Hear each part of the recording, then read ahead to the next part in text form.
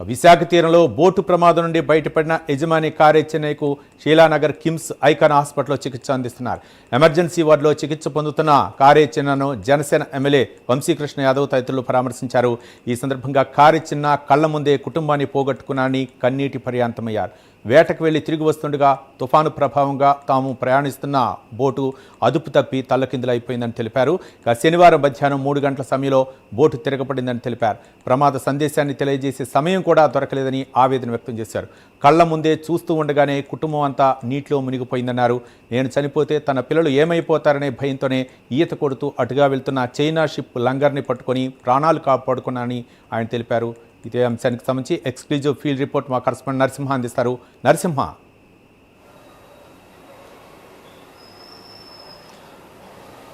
రవి, ఏదైతే విశాఖ తీరం నుంచి అయితే చేపల వేటకు వెళ్ళినటువంటి మత్స్యకారులు అయితే గల్లంతైన విషయం అయితే తెలిసిందే. ఈ క్రమంలోని విశాఖ నుంచి గత నెల 1వ తేదీ నుంచి బయలుదేరినటువంటి మత్స్యకారులు వారిలో 6గురు గల్లంతయ్యారు. చిన్న మాత్రము క్షేమంగా అయితే విశాఖ అయితే చేరుకున్న పరిస్థితి అయితే మనం తెలిసిందే. ఈ క్రమంలో ఏదైతే గత రోజు అయితే చిన్న విశాఖ తీరానికి తీసుకొచ్చారో ఐఎన్ఎస్ డేగా తీసుకొచ్చి వారికి ఏదైతే మెరుగైన వైద్యం కొరకు అయితే విశాఖ శీలానగర్ ఆసుపత్రిలో ఉన్నటువంటి ఆసుపత్రి కిమ్స్ ఐకాన్ ఆసుపత్రి తరలించి ఇప్పటి వరకు కూడా వైద్య సౌకర్యం అయితే అందిస్తున్నారు. అయితే అతను పరామర్శించేందుకు విశాఖ దక్షిణ నియోజకవర్గం ఎమ్మెల్యే వంశీకృష్ణ శ్రీనివాస్తో పాటుగా పలువురు ప్రజాప్రతినిధులు, రాష్ట్ర మత్స్యశాఖ కమిషనర్ రామశంకర్ నాయక్ తదితరులు కూడా వారిని కలిసి జరిగిన సంఘటన రీత్యా వారితో కూడా చాలా సేపటి వరకు కూడా చర్చించారు. ఈ క్రమంలో ఏదైతే ఈ ప్రాంతం జరిగిన ఘటనకు సంబంధించి పూర్తిగా సమగ్ర వివరణ వారి చిన్న ద్వారా రాష్ట్ర మత్స్యశాఖ కమిషనర్ రామశంకర్ నాయక్ అయితే తీసుకున్నారు.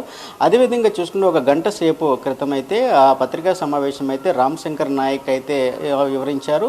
72 గంటల తర్వాత ఏదైతే గాలింపు చర్యలు 72 గంటల తర్వాత ఆపేస్తామని, కానీ ఒక నివేదిక ఏదైతే ఇక్కడ నుంచి నేను వెళ్ళాక విజయవాడలో ఈ ఒక కమిటీ ఏర్పాటు చేసి ఒక నివేదిక తయారు చేసి గాలింపు చర్యలు కూడా ఏదైతే కొనసాగించే విధంగా చర్యలు చేపట్టేందుకు తమ వంతు చర్యలు చేపడతామని, అదేవిధంగా రాష్ట్ర ప్రభుత్వం తరపున పూర్తిగా మత్స్యశాఖ ఏదైతే దీంట్లో మత్స్యశాఖ తరపున ఆంధ్రప్రదేశ్ ప్రభుత్వం తరపున కూడా ఏదైతే గల్లంతైన మత్స్యకారులు కూడా అండగా ఉంటామని కూడా అధైర్యపడవద్దని కూడా ఇప్పటికే భరోసా ఇవ్వడం జరిగింది.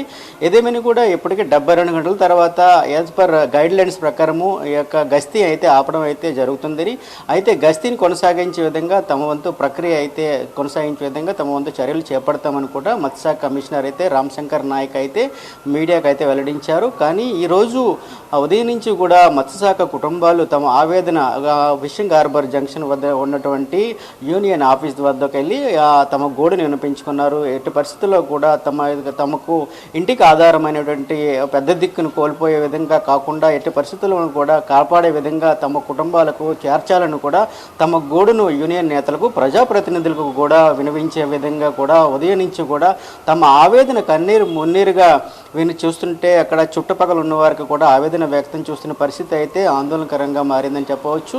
ఏదేమైనా కూడా ఈ గస్తీని ఏదైతే వారి యొక్క ఎవరైతే మా విశాఖ బీచ్లో ఉండేటువంటి ఏదో గస్తీ తీరంలో గల్లంతైన వారిని కూడా సురక్షితంగా ఇంటికి చేర్చాలని కూడా కోటి ఆశలతో మేము ఉన్నామని, ఇంటికి పెద్ద దిక్కు కోల్పోతే మాకు దిక్కవరని కూడా ఒకవైపు కూడా వారు ఆవేదన చూస్తుంటే కూడా అందరూ కూడా కన్నీటి పర్యంతమైన పరిస్థితి అయితే నెలకొంది.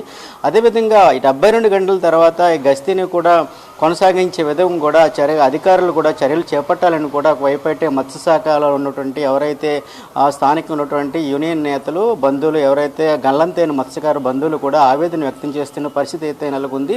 అదేవిధంగా ఏదైతే చిన్నాన్ని తీసుకొచ్చిన ఆయన ఇచ్చిన నివేదిక ప్రకారము ముందు ఏమి చేయాలి, తీరంలో ఉన్నటువంటి ఎక్కడ వారు గల్లంతయ్యారు, ఆ నివేదిక చిన్నాన్ని ఇచ్చిన ప్రథమ నివేదికను తీసుకొని వాటి ఆధారంగా గాలింపు చర్యలు మరింత విస్తృతంగా చేయాలని కూడా మరోవైపు కూడా అధికారులు అయితే సమాయత్తమయ్యారనే పరిస్థితి నెలకొంది.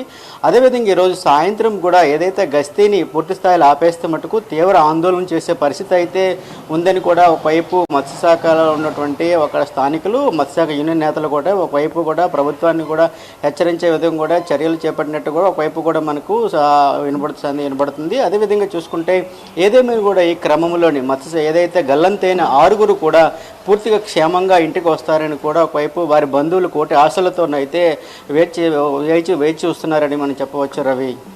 రైట్ నరసింహ, అంటే మొత్తానికి గతంలో కూడా సీఎం చంద్రబాబు నాయుడు కూడా ఆదేశించారు, అలాగే మంత్రి అచ్చెన్నాయుడు కూడా దీన్ని అయితే మాత్రం సీరియస్గా తీసుకొని అధికారులకు అయితే కొన్ని ఆదేశాలు అయితే జారీ చేయడం జరిగింది. అయితే ఇప్పుడు అధికారుల ముందున్నటువంటి ప్రధానమైనటువంటి అంశం ఏంటంటే వాళ్ళని మత్స్యకారులు ఎక్కడైతే వాళ్ళు గల్లంతయ్యారో వాళ్ళని పట్టుకోవాలా, ముఖ్యంగా వాళ్ళు ఆ పరిస్థితి ఏ విధంగా ఉండేదైతే ఆందోళనకరంగా ఉంది. అయితే ఆ అధికారులు ఎలాంటి చర్యలు తీసుకోబోతున్నారు, మరొక పక్క ఏదైనా కమిటీ వేసి వాళ్ళకి జల్లెడ పెట్టేటటువంటి కార్యక్రమం ఏమైనా చేసే అవకాశాలు ఉన్నాయనుకోవచ్చా నరసింహ?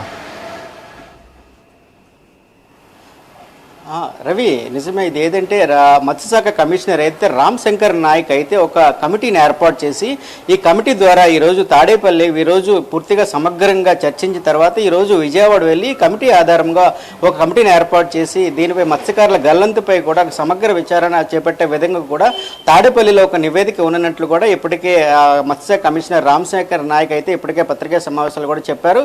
అదేవిధంగా ఎవరైతే గల్లంతైనటువంటి 6 ఆచూకీ కోసం కూడా వారికి క్షేమంగా ఉన్నారనే అప్పటికీ కూడా వారి బంధువులు అయితే ఏం చేస్తున్న పరిస్థితి అయితే నెలకొంది. అదేవిధంగా ఈ కమిటీ ద్వారా మున్ముందు భవిష్యత్ కాలంలోని ఇలాంటి ప్రమాదాలు జరగకుండా ఉండేందుకు కూడా ఎలాంటి చర్యలు చేపట్టాలి, అదేవిధంగా వీరిని కాపాడేందుకు ఏ విధంగా ఈ 6 కాపాడేందుకు ఏ విధంగా చర్యలు చేపట్టే విధంగా కమిటీ ప్రతిపాదన చేస్తారని కూడా ఒక విధంగా ఇప్పుడు ఈరోజు తాడేపల్లి వెళ్ళి కూడా ఈ యొక్క రామశంకర్ నాయక్ అయితే చర్యలు చేపట్టే విధంగా సమగ్ర విచారణ చెప్తామని కూడా ఒకవైపు మత్స్యశాఖ కమిషనర్ చెప్పారు. Ravi, right, thank you Narasimha, thank you Harikrishna, అలాగే thank you Tirupati, thank you Ajay.